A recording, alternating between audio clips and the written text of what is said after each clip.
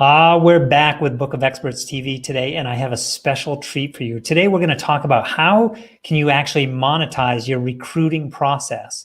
This is going to be a fun one. I've been looking forward to diving deep into this because most folks are thinking that's a cost center. That's a cost of doing business to get my people onboarded so they can sell and generate more revenue. No, we're going to turn that whole story upside down in just a moment when we hear from our next guest. Time for Book of Experts TV. Topics you love. Experts you trust.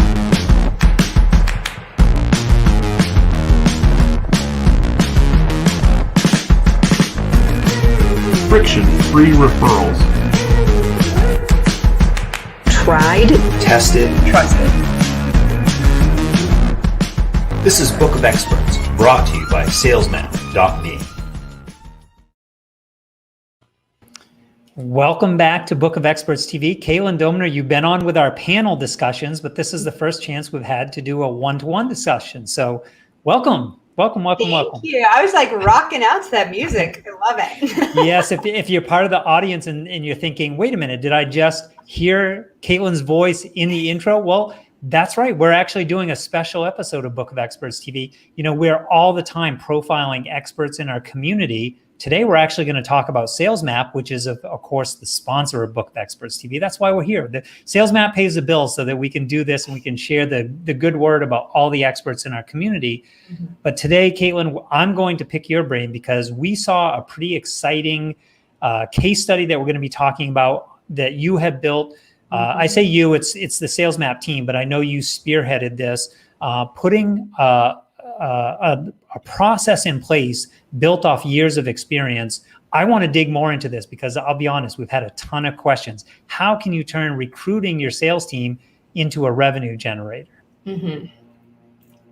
Yeah, I love it. Where do you want me to start? I can kind of share what we just did as like a mini case study. Yeah, you know, actually, before we get into that case study, I think where I'd like to start with, so you've written 2 books on the sales process alone. I know this is part of your background. Can you, in a short form, bring us up to speed of how you entered the sales world? Because I know it was a little bit unusual. And I think some folks that hear that will say, that's me too. Yeah, absolutely. When we started what was virtual coaching sales and is now rebranded as SalesMAP, my husband and I started it about 8 years ago, 2012. And I didn't know anything about sales. I had never sold anything. And even though I had my master's degree in business administration, they don't teach you sales in graduate school, which is just insane to me. But I started with a coach and he connected me with a sales consultant. So my first business partner was Nathaniel Moore. And together he and I created this 2-part sales process where I was his appointment setter and he was the closer. That worked so well that we said, well, let's start building these teams. And so we started creating these 2-part sales teams. And our very first client, we made her $270,000 in 2 weeks following her big event. And that really proved the model. It showed that this could work. And so Nate and I kind of took this and ran with it. And over time, he decided to move into the marketing side of the business world. And I kept building the sales team. And over time, I fell in love with the sales process. I now think of myself as a sales evangelist because sales should be an act of love and service. And so really that's at the core of everything that we do is how are we getting people's messages out in the world in a bigger way and creating more transformation even through that sales conversation. So we started with that. And then over those next 8 years, we got to work with some really amazing clients, Ali Brown, Deepak Chopra, Mastin Kipp, Fabienne Fredrickson over at Bold Heart. It's just been a really amazing opportunity for us to go behind the scenes with some of the biggest names in the coaching industry and help create their sales systems, hire their sales teams, and build out the infrastructure that allowed them to move from low 7 figures to high 7-figure companies and really support them in that growth, because having a sales team really is the key to start having consistent cash flow, which allows you to build out your operations team, which allows you to scale exponentially. So I really do feel like building this sales team is the first building block if you're serious about growing your impact and making a bigger difference in the world. Yes, and I think that's a little bit counterintuitive from the way folks are normally thinking about it, because when they make the first hires, when they onboard new people into the team, folks are usually thinking about the delivery side of things, the operations. How do I, I'll go sell because I'm the name on the face of the business. I'll go sell, but I need a team behind me to help me deliver. When sometimes that potentially, I guess, could be the right answer, but in other cases, it's actually the sales team that's going to bring more revenue to create those other seats on the delivery and the operations side of things. I also want to highlight for folks in the audience. So if you missed, she said it really quickly, so I'm gonna go back to this. I put it in the comments.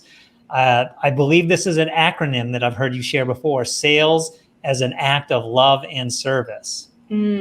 So I wanted to make sure we highlight that. The acronym we use for sales is selling a life-enhancing solution. So if you want an acronym, yes, it's selling or sharing a life-enhancing solution is how we think of sales. But for me, it was just that mindset shift of selling as an act of love and service, that I am literally changing someone's life by standing with them on this call and facilitating them saying yes to themselves and up-leveling every area of their life. It's why we work in this transformational industry, because that really is why we're doing this, is we really feel like every single sale has a ripple effect of the communities. When you change one person's life, you're usually changing their family and their community. And so we really view this channel of sales is the way that we're impacting the world. Yeah, I really want to emphasize this because I think some folks out there are thinking, sales, like that's not for me. But this is the part that makes, like, we're selling when we help our kids find the right bedtime at night, or do their homework, like constantly through our life. It is being able to influence and make a positive impact on others is a selling process where you have to believe in what you're selling. So I just want to make sure we're clear on that up front, that this is not the smarmy leg humper stuff. You guys already know, we've talked about that before here on Book of Experts. That's not what SalesMAP is doing either. Let's talk a little bit. I don't want to delay any longer, because listen, turning recruitment into a profit center or profit multiplier, I put this out, I've teased this on LinkedIn. People are saying, all right, I want to hear more about this. What has been going on this summer? Yeah, so this summer we did another big launch for a client, and this is what really, it finally, Tobin, you were the one who identified it, is when we use our proprietary bootcamp style model. And I'll talk more about the bootcamp because it really is the crux of how this works. But we leveraged that with a client's already existing product launch. So we ended up doing a recruitment, had over 500 applicants, narrowed that down to 50 candidates. And these 50 candidates just did outbound dialing to his list, selling a $1,000 program. And they had 1 week to sell as many things as they could if they wanted to qualify to get into week 2 of boot camp. And in week 2 of boot camp, we had, I think, 15 candidates who made it that far, and they got the right to sell the $7,500 program. And so they had 2 weeks to fill the $7,500 certificate program. And then 13 of those actually closed multiple deals. We ended up filling the 25 slots that he wanted with really perfect clients. And at the end of that, the client got to walk away with 13 salespeople who had just generated him about $240,000 in additional revenue that he wouldn't have gotten otherwise from the launch. And he got to pick and choose who was in best alignment with his team, his culture, and his vision, and pull together his sales team. He even hired one of them to be one of his coaches. So it wasn't even just a sales position he was hiring for. It was literally, who's the best fit for my company? And when you can find the right people on your bus, then it's just a matter of figuring out what seat they should be sitting in. All right. I want to unpack some of these numbers because, again, I want to draw an underline under it. So the first thing that I want to point out was this is brand aligned, which is, we know this is a big challenge when you extend and bring on a salesperson or a sales team into your business. One of the biggest concerns, the heartache that people have is this person, or are these people going to represent the business? Right. Are they going to be able to do what I would do if I were in these same conversations? So this was a brand aligned recruitment campaign, to the point, as you said, this client actually ended up hiring one of the candidates for a sales position, actually joined the team as a coach because they were that, driven by the purpose of what was happening in the business. And so I love that aspect. I think that is huge. It's not going to show up in the numbers, but it's maybe as important as anything else that we're going to share here. The next thing was, you talked about revenue numbers, the selling of the programs. This is before anyone was hired onto the team. Right. Yes. So these were all working on a commission-only basis, doing outreach. So they were literally showing up every single day, getting hour-long trainings from us.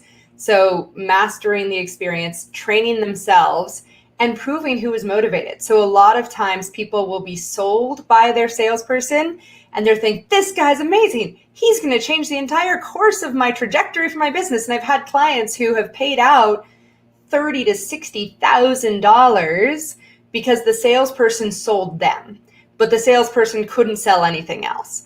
And what drives me crazy about that is if you can create this event where they're competing for the right to be on your team, not only are they training themselves, they're proving themselves, and by the time you actually get them hired, they're already up and running. They've already built a pipeline. They've already closed some deals. There's already momentum. They've gotten their first paycheck, right? So you're getting rid of a lot of those obstacles that are created when you're bringing on a salesperson in a traditional recruitment capacity, because too often in our industry, people aren't giving a lot of thought to their recruitment process or their sales systems as a whole. And it's, okay, I'm feeling tight on bandwidth. I can't be taking 3 to 5 sales calls a week. I really need somebody to just take these off my calendar. And they just sort of reach out to the world and they say, who do you know who does sales? And then somebody says, I do sales, because Lord knows there's no end of high ticket closers that are flooded the market recently. But then you just say, okay, fine. And you're so desperate to let go of this piece of your business because you're drowning that you throw this role at somebody who is not proven, has not been trained, has no idea what they're doing. And then you're throwing them these perfectly good leads. And inevitably, you're paying them to do this. So you're paying them and you end up wasting leads. And 30 to 60 to 90 days later, you finally realize, wow, I have lost so much money, not in paying them, not in the time that I've spent training them, but simply in the fact that I gave them 50 leads and they didn't close a single deal. And I kept throwing good money after bad, hoping that they were going to turn the ship around. But inevitably, it doesn't work and you've got to get rid of them and we've got to start over. And so a lot of people come to us really burned if they've tried hiring salespeople in the past, but it's because they didn't have a system in place for their sales, right? So Tobin, I know you talk a lot about this, but there's the engage, the educate, and then the enrollment step. So throwing somebody into a role and expecting them to do all three, or to take engaged leads and to enroll them because when they haven't been educated, right? You need a process for each part of the sale, and you need a system for recruiting them, making sure that they are the right person, they have the right skills, they have the right expertise, and that they are a perfect match for your culture, for your mission, for your values, because that's more important. We can end up training sales skills, but if you bring me somebody who is just a cold-blooded sales professional and they're a shark and they'll close, but they don't care about your people, they don't care about your mission, they're just in it because they want to make really great commissions. Or you could give me somebody who has a ton of heart, who's extremely coachable and is hungry, and they're going to do whatever it takes to serve your people and bring them across the line. I would much rather have the other person because I can train them on sales skills. That's the easiest part.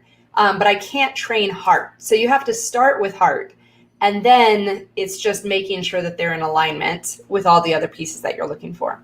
Yeah, I think this is very much in alignment with the coaching space, the impact, the transformation, the signature programs that are out there. People, it's their babies, so they're just not going to hand it over. When I heard you talking about the costs involved with bringing on a sales team, I heard multiple layers there. So not only, like, normally there's, okay, if you pay a recruiting or a matching or a placement agency, there's cost levels there. There's the cost of the talent themselves. There is the cost of the time spent bringing someone up to speed. There is the cost of, as you said, leads that are handed over while someone's not fully up to speed. Like there are multiple levels there. And what you're talking about is a process that takes that whole big bag of that big, I call it a cost center, but all these different levels of cost, flips it upside down and turns it into a revenue generator before the team is even hired. And holy cow, 13 different candidates this client had to choose from to build their sales team from, of people who have already sold for them. 13 proven candidates who had just closed deals for him. Yeah, it was amazing. And I just want to kind of break down those numbers because I feel like a lot of people in the coaching industry don't necessarily have a really good sense of what it actually takes to hire a professional salesperson. So the first thing is just actual money. So how much is it going to cost to have a salesperson? So a good salesperson is looking to make about $10,000 per month. So let's say $120,000 for the year. If you were going to hire a recruiting service, it's about 20%. So 20% of 120 is roughly, we'll just round up to 25,000, right? So you're going to pay that 25,000 to find somebody who wants to be earning 10,000 a month. And as I mentioned, there's the training and the onboarding that has to happen. And if you underestimate this piece, which inevitably most people do because they're hiring when they're swamped, they're hiring when their head is underwater and they're overwhelmed. And so they don't have dedicated time to just train their person on the sales process. I would say that absolutely, we spend an hour a day when we're doing our boot camp, and we strongly encourage our clients to continue with 30 minutes a day for the first 2 weeks after they're hired, then bump that down to 3 calls a week. Then eventually, once they are 90 days in and they are closing like rock stars, then you can scale back to a once a week sales meeting. But really, that investment of time, if you think about it, you're spending, let's say 5 hours a week on sales calls, you're going to be spending that same amount of time training your sales team. So it's really important to remember that this is a long game and it takes time to get that person onboarded. But what most people don't realize is that in our industry, and I think a lot of industries, there's about an 80% churn rate for sales reps in their first 90 days. So that means that this hour a day, this time that you're investing with your new salesperson, because they're going to be the key to your success and your freedom, within 90 days, you can expect there's an 80% chance of likelihood that they're going to just simply walk away, or you're going to fire them because they're actually no good. So within that, you kind of take that, well, I'm going to spend 20 hours. If you bill your hour at $200 an hour, right? So you're going to spend $400 or $4,000 just getting them onboarded, right? And then you're going to have to divide that by 80% of the likelihood that they're going to be gone. So it's really just, no, it's 20% because there's a 20% likelihood they're going to stay. So in order to find the right person, you're probably going to spend another $20,000 just in lost time. And that, like I said, is assuming that they're really good. So you're going to invest probably, what did I say? In the first 90 days, so 10,000 for 30, you're going to probably spend about $75,000 in your first quarter to just find out whether or not your salesperson is any good. Now, the hope is that they are, and that you'll have a great return on investment, and they're going to stick with you for 3 years. And in our industry, a good closer is doing at least $1 million in revenue per year. So, and that's not event sales. Just in day-to-day selling, they should be able to bring in about $1 million into your company. So it's absolutely worth it to invest this $50,000 plus their salary plus everything else in a year, because that person is a 7-figure revenue generator for you. But that first quarter, you are taking on so much risk. And that's why all too often people just don't make that leap, because it can be really expensive and extremely daunting to put all those systems in place, to find the person, to train the person, and make sure that they're going to be the right fit for your company. It sounds overwhelming. And having seen behind the scenes, I can tell you there's a lot of moving parts. But this is the process when you truly want. Listen, the word growth or scale is thrown around a lot. But if you want to take your business to 7 or multi-7 figures, there has to be the tools, the talent, and the process in place to make that happen. It's not just a matter of pushing harder, because you're going to run up against your constraints. Caitlin, in the time that we have left, can we talk a little bit about the who? Like, who is right for this? Because I've already heard you say, just even in the revenue numbers, this is not for your solopreneurs that want to, double their business in the next year or so, go from 100,000 to 200,000 or 300,000. That's a little bit of a different process. Can you talk about who is a great fit for this case study that we've talked about today? So this is really a fantastic solution if you are selling a high ticket item and you have some lower ticket items that you can use in a launch issue. Now, if you don't have a launch planned, we have created marketing events specifically for our boot campers. So you don't need an event or a launch in order to pull this off. It's just easier if we have a marketing event that optimizes the effort that the salespeople are going to be putting into it. So creating a marketing event around probably your lower end program, and then having your candidates sell into your higher end program. So in terms of what you need, I'm thinking you're probably going to be needing a list of some kind. Now for us, the key metric is phone numbers. A lot of people will come to me and they're like, I have 25,000 people on my list. And I said, that's fantastic. How many phone numbers do you have? And they say 0, right? And unfortunately, this means that my sales team's hands are really tied. So the first thing that we would want to do if you're going to work with us is just figure out how to create a mini conversion event where we can transfer those email addresses that are on your list into phone numbers that we can call. Because if we have a phone number, we can hand you cash. If we don't have a phone number, we're at the mercy of Gmail. So we love, love, love phone numbers. So the more phone numbers you have, the easier it is for us to pull this off. If you have somewhere between 5,000 and 10,000 phone numbers, sweet. We can absolutely make you some really serious money. And then I think the other thing is just that high-end program. So we sold $45,000 programs. We sold a lot of the little programs, but the majority of the cash that we made, the $200,000 else, came through the $7,500 program.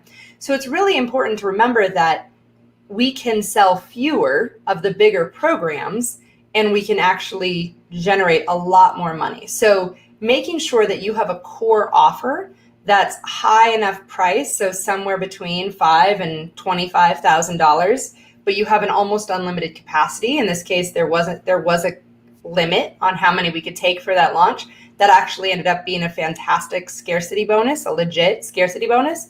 So it's just a matter of kind of making sure that we have the right offers, that they're proven, that we have case studies, that we have testimonials that we can reference. So you do need a certain amount of traction. I'm not going to say it has to be a revenue number, because I've seen some people who have been in the industry for a year or two, and they have a really big vision. And they're like, I want to 10x my company in the next 24 months.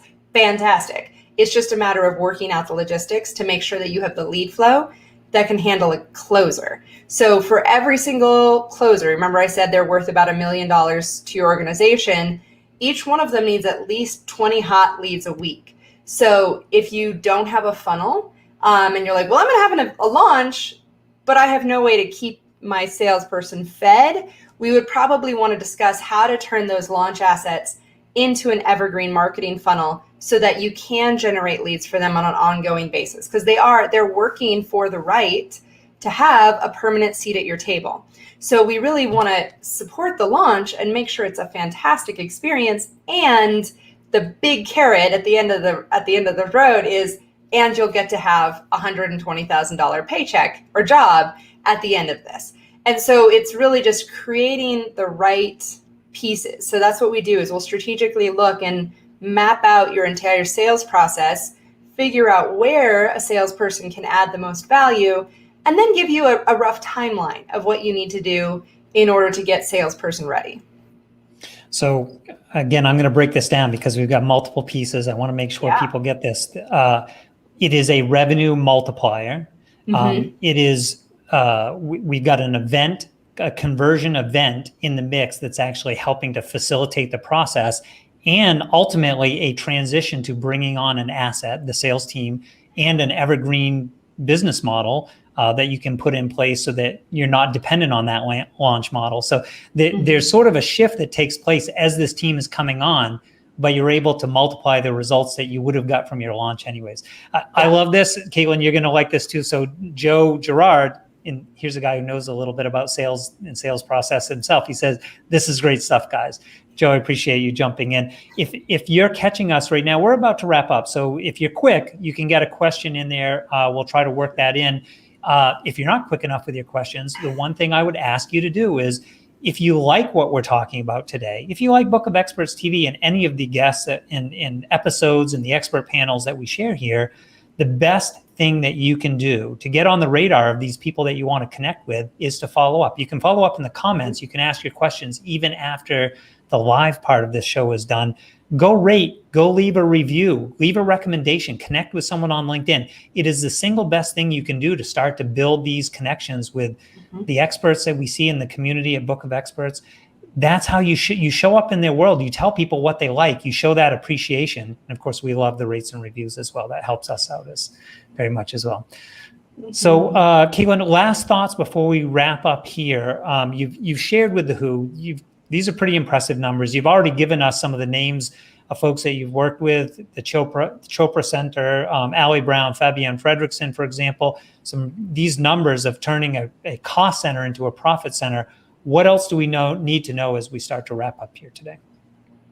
Yeah, great question. And I'm not sure. I think I would be asking myself, okay, well, what would be my next steps? So I think it's really just thinking through your vision. Where do I want to go? And reverse engineering that plan. So the easiest one is I usually start with my 1.2 million, right? So if you were going to be bringing in $100,000 a month, I would start with that number if you're not there yet. If you are already there, 10x it, right? What would it look like for you to be bringing in $1 million a month, right? So whatever your next threshold is where you're trying to reverse engineer and say, what would I need to get there? And then you reverse engineer it. So it starts with sales. So if you're selling a $10,000 program and you're trying to get $100,000, you need to sell 10 of these programs a month. Now, in order to get to those 10 sales per month, I would suggest using about a 30% benchmark conversion rate. So if you have warm, qualified leads, 30% rate for your salesperson is a reasonable estimate.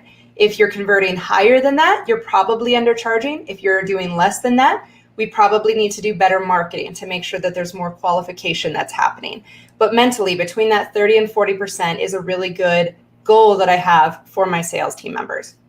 So that means, and I'm going to just pull out my own calculator. So to get to those 10 sales, you have to divide it by 30. You need to have at least 30 great sales calls. And then there's a 25% no-show rate, right? So let's divide that by 0.75. So they need about 45 calls a month. So if you can just put 2 great sales calls onto a salesperson's calendar every single day of the week. Now, they may decide to lump them up on Mondays, Wednesdays, and Thursdays, or however they do it. But if you can aim for that 45 sales conversations a month, hitting that $100,000 a month shouldn't be an unreasonable number. So we go from sales into marketing. What do I need to do to generate those 45 hot sales conversations? Reverse engineer that. And then simultaneously, because it doesn't do anybody any good if you sell 10 things and you can't fulfill on them, it's building out your org chart. What kind of operational structure would I need in place in order to facilitate 10 sales a month or 100 sales per month? And you just sort of build out your operations team to say, well, I would need my integrator, and I would need my coaching program director and 2 assistant coaches. And I'm going to need my marketing team, but I have a vendor for that, so it's outsourced. And I'm going to need a tech team and a customer support person, and of course my accounting person. But really, for roughly a 5-person team, you should be easily able to do about $1 to $2 million a year. And then your sales team is just a part of that.